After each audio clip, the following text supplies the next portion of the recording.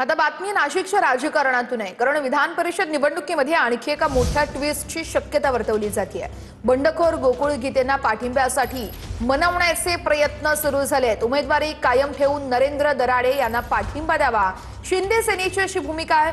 गोकुळ गीते यांच्या भूमिकेसाठी आज गिरीश महाजन आणि उदय सामंत यांची चर्चा होणार आहे। गिरीश महाजन आणि उदय सामंत आज नाशिकमध्ये असतील। नाशिकमध्ये महायुतीत बंडखोरी झाली आहे। महायुतीमध्ये नाशिकची जागा शिवसेनेला असून तिथे नरेंद्र दराडे उमेदवार आहेत। बंडखोरीमुळे त्यांच्यासमोर महायुतीच्या गोकुळ गीतेंचं आव्हान असणार आहे। महायुतीच्या नेत्यांनी समजूत काढल्यानंतरही गोकुळ गीते निवडणूक लढतायत, त्यामुळे आता महायुतीकडून पुढील रणनीती आखण्यास सुरुवात झाली आहे। काल मंत्री उदय सामंतांनी उपमुख्यमंत्री शिंदेंची भेट घेतली। या भेटीनंतर उदय सामंतांनी थेट नाशिक गाठलं, तर भाजपचे संकटमोचक मंत्री गिरीश महाजन यांनीही नाशिक गाठलं।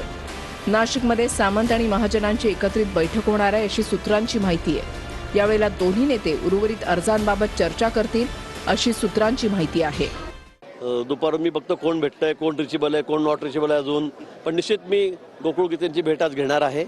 त्यांना सांगणार आहे, त्यांना पुन्हा सांगणार आहे की आपण माघार घ्यावी। बघू, मी दोघांनाही भेटणार आहे, प्रसाद हिरेंना भेटणार आहे, कारण काल सकाळपासून ते नॉट रिचेबल होते, सापडलेच नाही, फोनवर कुठेही नव्हते, फोनच त्यांचा बंद होता।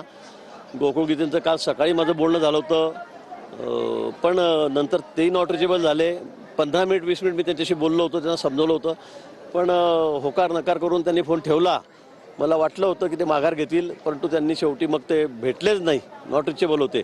आज मी देखील दोघांना या ठिकाणी भेटणार आहे आणि त्यांना पुन्हा सांगणार आहे की आपण दोघांनी जाहीर माघार